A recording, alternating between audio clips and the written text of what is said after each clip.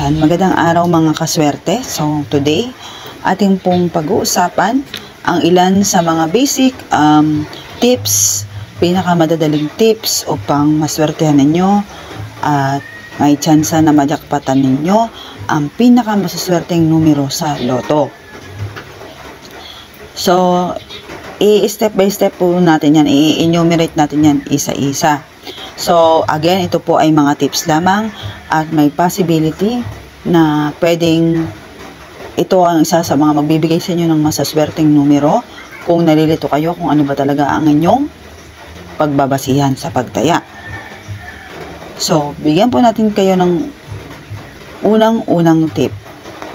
So, tayo po mga kaswerte, tayo mga Pilipino, talagang likas na po sa atin na ang pinagbabasihan natin lagi ng pagtaya ay ang pinaka-importanting petsa sa ating buhay. Maaaring birthday mo, birthday ng asawa mo, birthday ng mga anak mo, edad mo, o edad ng buong pamilya ninyo.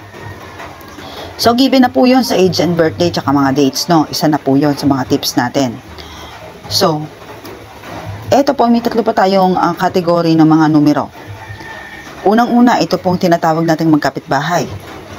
So, sa magkapitbahay po mga kaswerte, ang tinutukoy ko po rito ay ang mga numerong magkakadikit. So, halimbawa, paborito mo ang number 5. Ito mga numero. Halimbawa, paborito mo yung number 5. So, ano ba ang kapitbahay ng 5? Pwede po dyan ng 4. Pwede dyan ng 6. So, kung ang anniversary nyo is 22. Okay. Ito po ang pwede nyong tayaan dyan. Pwede dyan ng 23. Pwede dyan ng 21. So, yun po ang rules ng number 1 natin na magkapitbahay. So, check na tayo dyan. Check na rin tayo dito. Next, number 2, magkatunog. So, ano-ano po ba ang mga number na magkakatunog? Nandyan po ang 21, 31, 41, 51. Or 1. Ayan. So, pansinin niyo po mga kanumero, no? Mga kaswerte, no? Pag tinignan niyo lahat yung results ng ating mga lotto draws, hindi po nawawala dyan yung magkakarime. 47, 27, 37, 16, 26, 6. Ayan, hindi po tayo nawawalan yan. 3, 33, 23. Ayan, ganyan. Hindi po tayo nawawalan yan, mga kaswerte, ha? So, iyan po yung isa nating tips. Next, magkabaligtad. So, pansinin nyo rin mga kaswerte. Pag nagtingin kayo ng result ng loto natin, hindi po dyan nawawala ang binabaligtad. Halimbawa, 03. Nagiging 30 yan. Ang 14, may kasama yung 41. Or, ang 6, magiging 9. Ganyan po mga kaswerte. Isa po yan sa mga gamit na rules na lumalabas po palagi sa ating mga binobola. Hindi lang po yan sa loto na apply mga kaswerte, ha.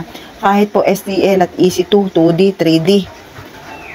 Lumalabas po yan. So, yan po ang isa sa ating mga tips, mga kaswerte. So, hindi rin po dyan lumalayo yung halimbawa 16, may kasama yung 19. Pinaligtad ang 6 at pinaligtad ang 9. Okay, mga kaswerte. So, ayan po yung isa sa ating mga tips. Ang age at birthday mo, kung yun po talaga ang pinaninindigan mo at gustong-gusto mong tayaan, pwede po yan. I-apply nyo lang po diyan ang mga sumusunod. Yung magkapitbahay, yung katabing numero lang, bawa 11 ang gusto mo, gawin mong idagdag mo yung 12. Or itong magkatunog, halimbawa ay 33, lagyan mo ng 43 or 23 or 3.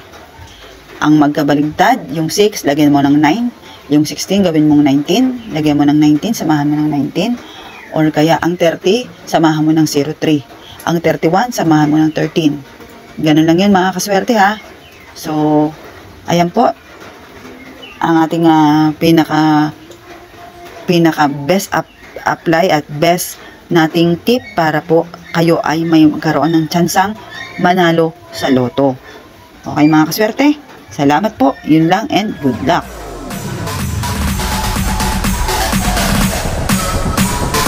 TikTok, all stop.